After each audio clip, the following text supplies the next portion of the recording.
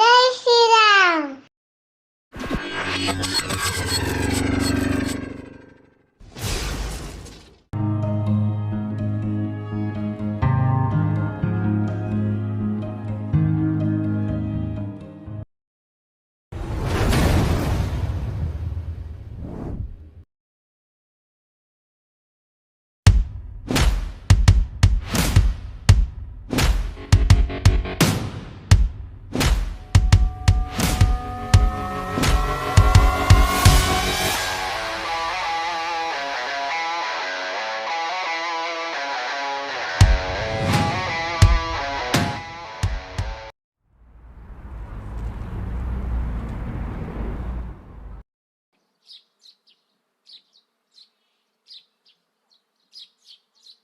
Thank you sir.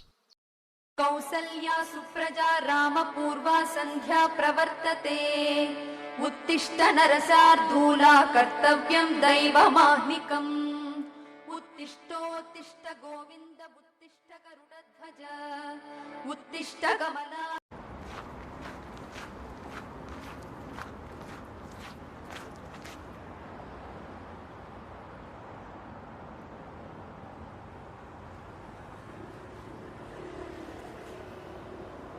S, OTP madam 5346.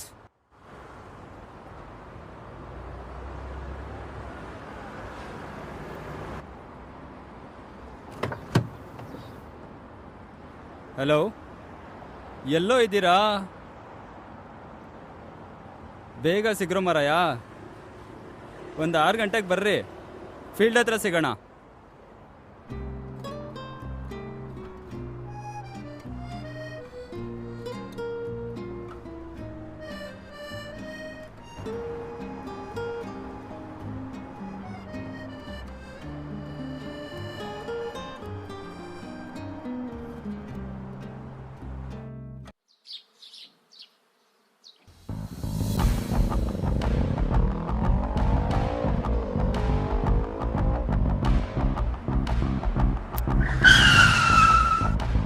ಇಳಿಯೋ ಗಾಡಿ. ಏನಾಯ್ತು sir? ಆರೋ ಬೋಳಿ sir ಮಗನೇ. ಏನಾಯ್ತು ಸರ್? ಯಾಕೆ sir? Sir sir sir sir sir ನಾನೇನು ಮಾಡಿದೆ ಹತ್ತೋ ಸರ್? ಯಾಕೆ ಸರ್? ಗಾಡಿ ಹತ್ತೋ ಯಾಕೆ ಸರ್? ಹತ್ತೋ ಗಾಡಿ.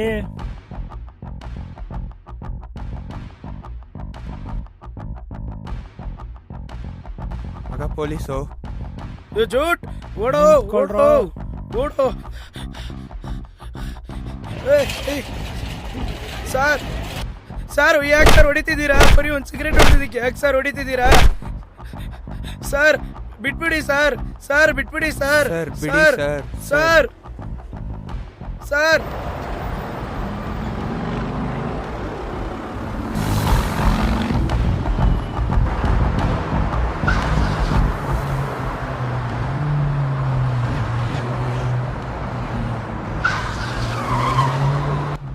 ಪೊಲೀಸ್ ಯಾಕೆ ನನ್ನ ಫಾಲೋ ಮಾಡ್ತಾವ್ರೆ?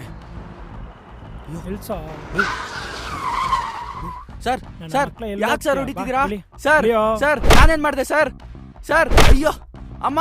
ಸರ್ ಯಾಕೆ ಸರ್? ಅಯ್ಯೋ ಸರ್ ಯಾಕೆ ಸರ್? ಅಮ್ಮ ನಾವೇನು ಸರ್. ಮಾಡಿದ್ವಿ? ಸರ್ ಯಾಕೆ ಸರ್? ಸರ್ ಅಮ್ಮ. ಸರ್, ಅಯ್ಯೋ, ಸರ್, ಸರ್, ಯಾಕೆ ಸರ್, ಸರ್? ಸರ್, ನೋಡಿದೆ ಸರ್. ಸರ್, ಸರ್, ಸರ್, ಏನ್ ಮಾಡಿದ್ರಿ? ಸರ್, ಸರ್, ಬಿಡಿ ಸರ್, ಸರ್. ಸರ್, ಬಿಡಿ ಬಿಡಿ ಸರ್. ಸರ್. ಆ, sir, sir, sir, please sir. Sir, ಯಾಕೆ ಸರ್ ಹೊಡಿತಿದ್ದೀರಾ? ಮಾಡೋದೆಲ್ಲ ಮಾಡಿ ಯಾರಿಗೂ ಗೊತ್ತಾಗ್ದಂಗೆ ನಿಮ್ಮ ಕೆಲಸ ಮಾಡ್ಕೊಂಡಿದ್ದೀರಾ ಬೋಳಿ ಮಕ್ಳ. ರೀ ಕಾನ್ಸ್ಟೇಬಲ್, ಆ ಫೋಟೋ ತಗೊಂಬನ್ನಿ.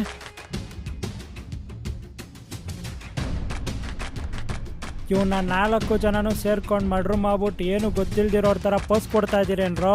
ಸರ್, ಅವ್ರು ಯಾರಿದ್ರು sir, sir? Sir, sir, sir, ಅಯ್ಯೋ, ಸರ್, ಹೊಡಿಬೇಡಿ ಸರ್, ಸರ್, ಸರ್. ಹೇಳ್ರೋ ಏನ್ ಮಾಡಿದ್ರಿ? ಎತ್ತೋ ತಲೆ. ಏನೋ ನಿನ್ನ ಹೆಸರು? Sir Sandeep sir. ಏನೋ ನಿಮ್ಗಳ ಹೆಸರು? Sir Chetan sir. Sir Eshwar sir. Sir sir Naveen sir.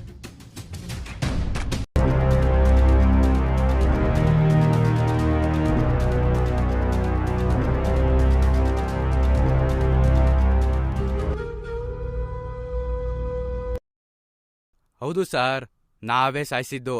ಎಷ್ಟು ಹೊಡಿತೀರೋ ಹೊಡೀರಿ, ಏನ್ ಸಾಯಿಸ್ತೀರಾ ಸಾಯಿಸಿ. ನೀವು ಹೊಡಿಯೋ ಮೈ ಮೇಲಿನ ನೋಗಿಂತ ನಮ್ಮ ಮನ್ಸಲ್ಲಿರೋ ನೋವೇ ಜಾಸ್ತಿ ಇದೆ. ಇದನ್ನ ಯಾರ ಹತ್ರ ಹೇಳ್ಕೊಳೋಣ ಸರ್? ಹೌದು ಸರ್, ನಾನೇ ಸಹಿಸಿದ್ದು. ನಿಮ್ಗೇನ್ ಸರ್ ಗೊತ್ತು ನಮ್ ಕಷ್ಟ? ನೀವೇನ್ ಗೌರ್ಮೆಂಟ್ ಕೆಲಸ ತಗೊಂಡು ಆರಾಮಾಗಿ ಕೂತಿರ್ತೀರಾ ಅಂತ ನಿಮ್ಗೇನ್ ಪ್ರಾಬ್ಲಮ್ಸ್ ಇಲ್ಲ ಅಂತಲ್ಲ ಸರ್. ಇರೋ ಕೆಲ್ಸನೂ ಕಳ್ಕೊಂಡು ಬೀದಿ ಬೀದಿ ಅಲ್ಲಿಯೋ ನಮಗೂ ಗೊತ್ತು ನಮ್ ಕಷ್ಟ. ಏನೋ ಹುಡುಗರು ವಯಸ್ಸಾಯ್ತು ಅಂತಿದ್ದಂಗೆ ಮದುವೆ ಮಾಡಿಸ್ಬಿಡ್ತಾರೆ ಮನೇಲಿ. ಅವ್ರಿಗೇನ್ ಗೊತ್ತು, ಮದುವೆ ಆಗಿ ಮಕ್ಳಾದ್ರೆ ಸಾಕು ಆರಾಮಾಗಿ ಜೀವನ ನಡೆಸ್ಕೊಂಡು ಹೋಗ್ತಾನೆ ಅಂತ. ನನ್ನ ನಂಬ್ಕೊಂಡು ಬಂದಿರೋಲ್ಲ, ಸಾಕೋದಿರೋದು ಕಷ್ಟ ನನಗೆ ಗೊತ್ತು. ಎಲ್ಲರೂ ಅವ್ರವ್ರ ಲೈಫ್ ಚೆನ್ನಾಗಿದೆ ಅನ್ಕೊಂಡು ಸುಮ್ಮನೆ ಆಗ್ಬಿಡ್ತಾರೆ. ಒಲೆ ಮೇಲೆ ಇಟ್ಟಿರೋ ತವದ್ ಕಾವು ಏನಂತ ನಮಗೆ ಮಾತ್ರನೇ ಗೊತ್ತಾಗೋದು.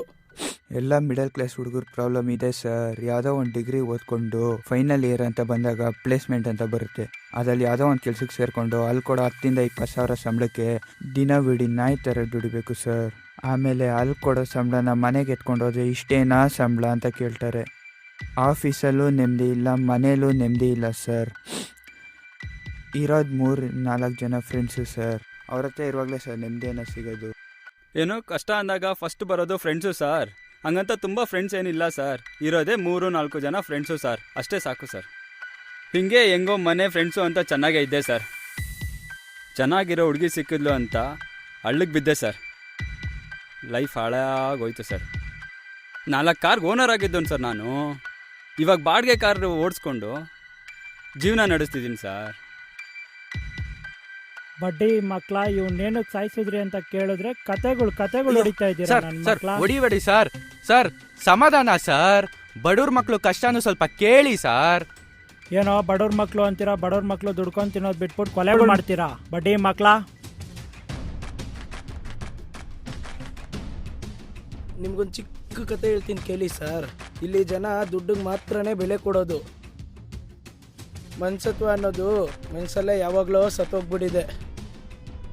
ಗಂಡಸು ದುಡಿದ್ರೆ ಮಾತ್ರ ಗಂಡಸು ಅಂತಾರೆ ಸಾರ್.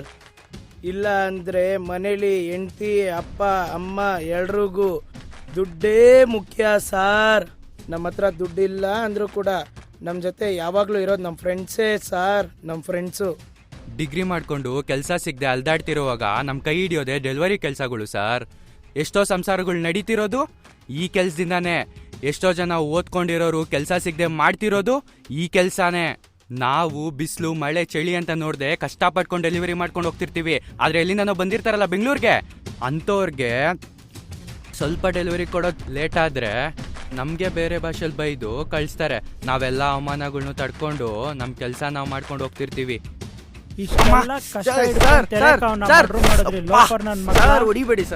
ನಾನೇನ್ ಮಾಡಿದೆ ಸರ್? ಯಾರೋ 4 ಜನ 3rd ಕ್ಲಾಸ್ ನನ್ನ ಮಕ್ಕಳು ಮಾಡೋ ಕೆಲಸಕ್ಕೆ ನಾವು ಕಾರ್ ಡ್ರೈವರ್ಗಳು ಎಲ್ಲರೂ ಒಂದೇ ಥರ ಕಾಣಿಸ್ತೀವ ನಿಮಗೆ?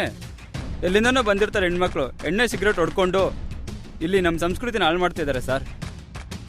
ಅವರೇ ಹಾಳಾಗೋದ್ರೆ ನಮ್ಮಂಥ ಹುಡುಗರ ಕತೆ ಏನು ಸರ್? ಹೆಣ್ಣು ಅಂದರೆ ಕೈ ಎತ್ತಿ ಮುಗಿಯೋ ಥರ ಇರಬೇಕು ಸರ್, ಕೈ ಹಾಕೋ ಥರ ಇರಬಾರ್ದು ಸರ್.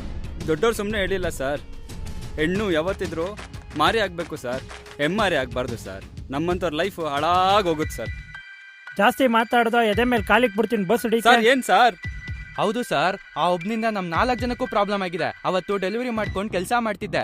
ಯಾವನೋ ಒಬ್ಬ ಬಂದು ಗಾಡಿ ಅಡ್ಡ ಹಾಕಿ ನನ್ನ ಹತ್ರ ಇರೋದೆಲ್ಲ ಕಿತ್ಕೊಂಡು ಗಾಡಿನೂ ಕಿತ್ಕೊಂಡು ಹೋಗ್ಬಿಟ್ಟ. ಆಮೇಲೆ ಹೆಂಗೋ ಬಿಡಿಸ್ಕೊಂಡು ತಗೊಂಬಂದೆ. ಅವನೇನು ಸರ್ ಕಿತ್ಕೊಂಡು ತಿನ್ಕೊಂಡು ಚೆನ್ನಾಗೇ ಅವನೇ. ನಾವು ಅಪ್ಪನ ಗುಟ್ಟಿರೋರು, ನಮ್ಮ ಕಾಲ ಮೇಲೆ ನಾವು ನಿಂತ್ಕೊಂಡು ಕೆಲಸ ಮಾಡ್ತಿರ್ತೀವಿ. ನಮ್ಮ ಮೇಲೆ ದಬ್ಬಾಳಿಕೆ ಮಾಡಕ್ಕೆ ಬಂದ, ಸುಮ್ಮನೆ ಬಿಡ್ತೀವ ಸರ್? ಹಿಂಗೆ ಒಂದಿನ ಚೆನ್ನಾಗಿ ಕುಡ್ಬಿಟ್ಟು ನನ್ನ ಕ್ಯಾಬ್ ಬುಕ್ ಮಾಡಿದ್ದ ಸರ್.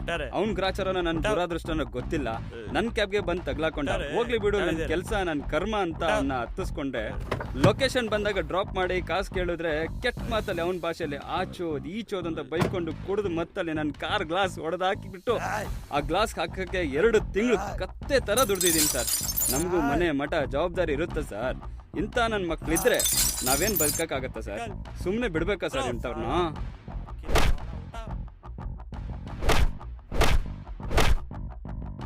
ಸುಮ್ಮನೆ ಬಿಡು ಅಂತೀರ ಸರ್ ಇವನ್ನ? ಹಿಂಗೆ ನಾವಿಬ್ರು ಒಂದ್ ಕಡೆ ಕೂತ್ಕೊಂಡಿರೋಕ್ ಬಂದು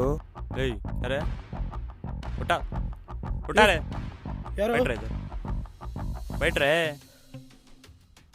उतारे शर्ट उतारे क्या देख रहा उतार बाहर क्या देख रहा ले कुछ का ಅಮ್ಮ ಮಾರು ಅಮ್ಮ ಯಾರೇ ನಿನ್ಗೈತೋ ಕರ್ಕೊಂಡಿದ್ದಾರೆ ನಿನ್ಗೈತೆ ನಮಗೂ ಟೈಮ್ Yes. ಬರುತ್ತೆ ಸಾಲ. ನಿನ್ಗೈತೆ ಯಾ ನಿನ್ಗೈತೆ ಏಯ್. ಮಾಡ್ತೀನಿ ಯಾರೇ ಆ, ನಿನ್ಗೈತೆ ಅಯ್ಯೋ ಗುಲ್ಡು ನನ್ನ ಮಕ್ಳ ಇಷ್ಟೆಲ್ಲ ಮಾಡೋರು ನೀವೇ ಎದುರಿಸ್ಬೋದಾಗಿತ್ತು, ಇಲ್ಲಾಂದ್ರೆ ಕಂಪ್ಲೇಂಟ್ ಕೊಡ್ಬೋದಾಗಿತ್ತಲ್ಲೋ. ಚಿಕ್ಕದ್ರಲ್ಲಿ ಆಗೋದ್ರಲ್ಲಿ ತುಂಬ ದೊಡ್ಡ ಪ್ರಾಬ್ಲಮ್ ಮಾಡ್ಕೊಂಡ್ರಲ್ಲೋ ನೀವು. ನಿಮ್ಮ ಇಡೀ ಲೈಫ್ನೇ ಹಾಳು ಮಾಡ್ಕೊಂಡ್ರಲ್ಲೋ ನೀವು. ಥು. ನಮ್ ಬಾಳೆ ಇಷ್ಟು ಸರ್, ದುಡ್ಡಿಲ್ಲ ಅಂದ್ರೆ ಹೆಂಗೋ ಜೀವನ ನಡೆಸ್ಬಿಡ್ತೀವಿ. ಆದ್ರೆ ನಮ್ ಸ್ವಾಭಿಮಾನಕ್ಕೆ ಧಕ್ಕೆ ಬಂದ್ರೆ ಯಾವತ್ತೂ ತಡಿಯಲ್ಲ ಸರ್. ಅವತ್ತೇನೋ ಸುಮ್ಮನೆ ಬಂದ್ಬಿಟ್ವಿ, ಆದ್ರೆ ನಮ್ ನೋವು, ನಮ್ ಕಷ್ಟ, ನಮ್ ಜವಾಬ್ದಾರಿಗಳನ್ನ ನೆನ್ಸ್ಕೊಂಡ್ರೆ ಯಾವುದನ್ನು ತಡ್ಕೊಬೇಕು ಅನ್ಸಲ್ಲ ಸರ್. ಈಗಾಗಿದೆ ಅಂತ ಪೊಲೀಸ್ ಸ್ಟೇಷನ್ಗೆ ಬಂದು ಕಂಪ್ಲೇಂಟ್ ಕೊಟ್ಟಿದ್ರೆ ನೀವು ಕಂಪ್ಲೇಂಟ್ ತಗೊಂಡು ಅವನ್ನ ಹಿಡ್ದು ಇನ್ನು ಸ್ಟೇಷನಲ್ಲಿ ಹಾಕಿ ರುಬ್ತಾ ಇದ್ರಿ. ಆದ್ರೆ ನಮಗಾಗಿರೋ ಅವಮಾನ ನೋವುಗಳ್ನ ಯಾರು ಸರ್ ಇದು ಮಾಡ್ತಾರೆ? ನಮ್ಗಾಗಿರೋ ನಷ್ಟಗಳ್ನ ಯಾರು ಸರ್ ಕಟ್ಕೊಡ್ತಾರೆ?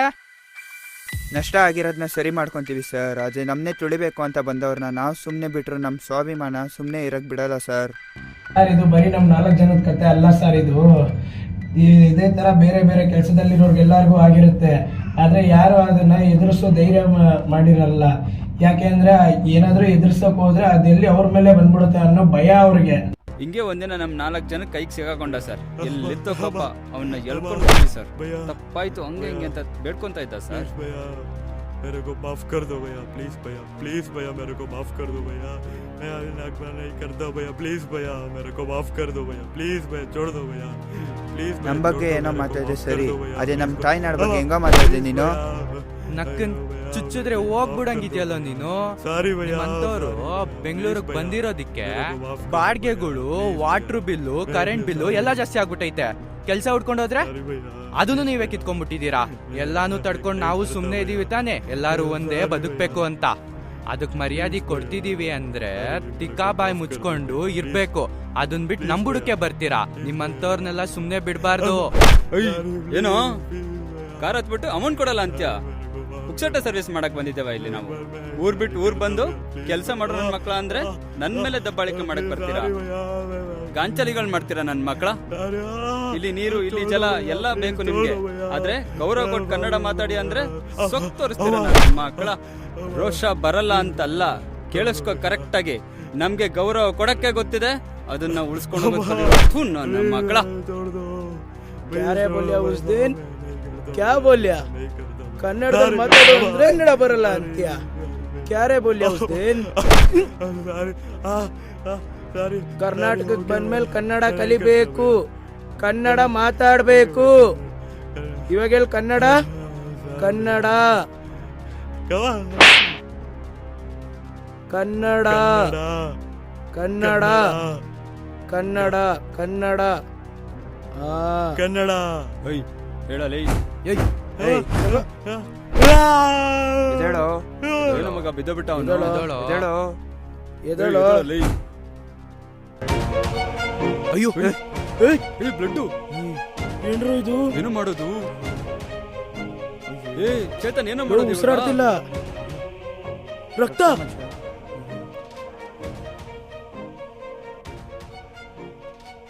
ಮಗ ಬ್ಲಡ್ ಹೋಗ್ತಾಯ್ತು. ಏನೋ ಮಾಡಕ್ಕಿದು? ಪಾಠ ಕಲ್ಸನ ಅಂತ ಹಿಂಗಾಗೋಯ್ತಲ್ಲೋ. ನಮ್ಮ ಉದ್ದೇಶ ಸಾಯಿಸೋದಿರ್ಲಿಲ್ಲ ಕಣೋ. ಪೊಲೀಸ್ ಕಂಪ್ಲೇಂಟ್ ಆಗ್ಬಿಟ್ರೆ ಇಂಥವ್ರ ಏರಿಕೆಯಿಂದಾನೇ ನಾವು ಹಾಳಾಗೋಗ್ತಾ ಇರೋದು ಸರ್. ಅದಕ್ಕೋಸ್ಕರನೇ 4 ಬಿಟ್ಟು ಬುದ್ಧಿ ಕಲ್ಸೋಣ ಅಂತ ಹೋದ್ವಿ ಸರ್. ಬಟ್ ನಮ್ ದುರದೃಷ್ಟ ಏನೋ ಗೊತ್ತಿಲ್ಲ, ಆ ನನ್ ಮಗ ಹೊಡಿಬೇಕಾದ್ರೆ ತಪ್ಪಿಸ್ಕೊಂಡು ಹೋಗಿ ಜಾರಿ ತಲೆ ಒಡೆದೋಗಿ ರಕ್ತ ಬಂದು ನಮ್ಗೆ ಏನ್ ಮಾಡ್ಬೇಕು ಅಂತ ಗೊತ್ತಾಗದೆ ಅಲ್ಲಿಂದ ಓಡ್ ಬಂದ್ಬಿಟ್ವಿ ಸರ್. ಇಷ್ಟೇ ಸರ್ ಆಗಿದ್ದು. ನಮ್ ಕನ್ನಡದವ್ರಿಗೆ ಸ್ವಾಭಿಮಾನ, ಹಾಗಂತ ಬೇರೆಯವ್ರನ್ನ ಹಾಳು ಮಾಡೋ ಬುದ್ಧಿ ನಮ್ಗಿಲ್ಲ ಸರ್. ಬುದ್ಧಿ ಕಲ್ಸಕ್ಕಂತ ಹೋಗಿದ್ ಸರ್. ನಮ್ ಟೈಮ್ ಚೆನ್ನಾಗಿರ್ಲಿಲ್ಲ, ಅವ್ನು ಹೋಗ್ಬಿಟ್ಟ ಸರ್. ಬಡವ್ರ ಮಕ್ಳಲ್ವಾ ಸರ್, ಎಲ್ ಬದುಕಾಕ್ ಬಿಡ್ತಾರೆ? ಎಲ್ಲಿಂದ ನಾವು ಬಂದಿರ್ತಾರೆ ಸರ್. ಅವ್ರಿಗೆ ನಮ್ಮ ಭಾಷೆ, ನಮ್ಮ ಕನ್ನಡ ಭಾಷೆ ಬರಲ್ಲ. ನಾವು ಅವ್ರ ಭಾಷೆಯಲ್ಲೇ ಅರ್ಥ ಮಾಡಿಸೋ ಥರ ಹೇಳ್ತೀವಿ, ಅವರು ಅದನ್ನೇ ಅಡ್ವಾಂಟೇಜ್ ಮಾಡ್ಕೋತಾರೆ. ಎಷ್ಟು ದುರಾಂಕಾರ ಅಂದರೆ ಅವ್ರಿಗೆ ನಮ್ಮ ಭಾಷೆ ನಿಮಗೆ ಬರುತ್ತೆ ಅಂದಮೇಲೆ ನಾವ್ಯಾಕೆ ನಿಮ್ಮ ಭಾಷೆ ಕಲಿಬೇಕು ಅಂತಾರೆ ಸರ್. ಇದನ್ನ ಸುಮ್ಮನೆ ಇರು ಅಂತೀರಾ ಸರ್? ನಾವ್ ಹೇಳ್ತಾ ಇದೀವಲ್ಲ ಸರ್, ನಾವ್ ಬೇಕು ಅಂತ ಸಾಯಿಸಿಲ್ಲ ಅವನ್ನ. ಅಚಾನಕ್ ಆಗಿ ಅವನೇ ಬಿದ್ದು ಸತ್ತೋಗ್ಬಿಟ್ಟ ಸರ್, ಅವ್ನ ಕರ್ಮ. ಆದ್ರೆ ನೀವು ಮಾಡಿರೋದು ಕಾನೂನು ಪ್ರಕಾರ ಅದು ತಪ್ಪೇ. ಕಾನೂನನ್ನ ಕೈಗೆತ್ಕೊಂಡಿರೋದೇ ತಪ್ಪು. ಅದಕ್ಕಂತ ನಾವಿದ್ದೀವಿ, ನಮ್ಮ ಕಾನೂನಿದೆ. ನೀವು ಮಾಡಿರೋದು ತಪ್ಪೇ. ಯೋಚನೆ ಮಾಡಿದ್ದೀರಾ ನಿಮ್ಮ ಮನೆಯವ್ರ ಬಗ್ಗೆ? ಯೋಚನೆ ಮಾಡಿದ್ದೀರಾ ನಿಮ್ಮ ಮನೆಯವ್ರ ಪರಿಸ್ಥಿತಿ ಏನು ಅಂತ? ನಿಮ್ಮ ಲೈಫ್ ನೀವೇ ಹಾಳು ಮಾಡ್ಕೊಂಡಿದ್ದೀರಾ. ಇಷ್ಟು ದಿನ ನಾವು ಮನೆಯವ್ರಿಗೋಸ್ಕರನೇ ಸರ್ ಇದ್ದಿದ್ದು. ನಾವು ಮನೆ ಮಠ ಅಂತೆಲ್ಲ ಬಿಟ್ಟರೆ ನಾವು ರೌಡಿಗಳೇ. ಆದರೆ ಒಬ್ರನ್ನ ಸಾಯಿಸಿ ಕ್ರಿಮಿನಲ್ ಆದ್ವಿ ಅನ್ನೋದಕ್ಕಿಂತ ನಮ್ಮ ಮನಸಾಕ್ಷಿಗಳಿಗೆ ನಾವು ನಿಯತ್ತಾಗಿದ್ದೀವಿ ಅನ್ನೋ ಸಮಾಧಾನ ಇದೆ. ಅದು ಸಾಕು ಸರ್ ನಮಗೆ. ಇನ್ನು ನಿಮ್ಮ ನಿಯತ್ತೆ ನಿಮ್ಮನ್ನು ಕಾಪಾಡಬೇಕಷ್ಟೇ. ರೀ ಕಾನ್ಸ್ಟೇಬಲ್, ಇವ್ರಿಗೆ ಮರ್ಡ್ರ್ ಮಾಡಿರೋದನ್ನ ಒಪ್ಕೊಂಡಿದ್ದಾರೆ. ಇವ್ರ ಹತ್ರ ಸಿಗ್ನೇಚರ್ ತಗೊಂಡು ಸ್ಟೇಟ್ಮೆಂಟ್ ತಗೊಂಡು ನೆಕ್ಸ್ಟ್ ಪ್ರೊಸೀಜರ್ ಏನಿದೆ ಅದನ್ನು ನೋಡಿ.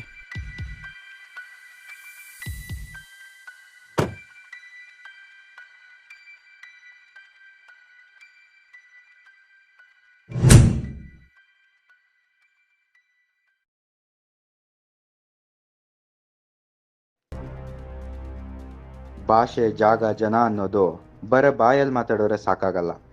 ನಮ್ಮವ್ರು ಒಗ್ಗಟ್ಟಾಗಿದ್ದರೆ ಎಲ್ಲನೂ ಸಾಧ್ಯ. ಬೇರೆ ಜಾಗದಿಂದ ಬಂದು ಇಲ್ಲಿನ ಭಾಷೆ ಕಲಿತು ಗೌರವ ಕೊಡ್ತಾ ಇರೋದನ್ನ ನೋಡ್ತಿರ್ತೀರ. ಅದೇ ಕನ್ನಡ ಬಂದರೂ ಕೂಡ ಕನ್ನಡನ ಕನ್ನಡ ಅಂತಾರೆ. ಇದಕ್ಕೆಲ್ಲ ಕೊನೆನೇ ಇಲ್ವಾ? ಇದರಲ್ಲಿ ನಮ್ಮದು ಪಾಲಿದೆ. ನಾವು ಚೇಂಜ್ ಮಾಡೋಣ ಅಂತ ಹೇಳ್ಕೊಂಡು ನಾವು ಅವ್ರ ಭಾಷೆಯಲ್ಲೇ ಮಾತಾಡ್ತೀವಿ. ಈ ಭೂಮಿಯಲ್ಲಿ ಎಲ್ಲರಿಗೂ ಬದುಕೋ ಹಕ್ಕಿದೆ. ಆದರೆ ಅಲ್ಲಿನ ಜಾಗ, ಭಾಷೆ, ಜನಕ್ಕೆ ಬೆಲೆ ಕೊಡೋದು ಅಷ್ಟೇ ಮುಖ್ಯ.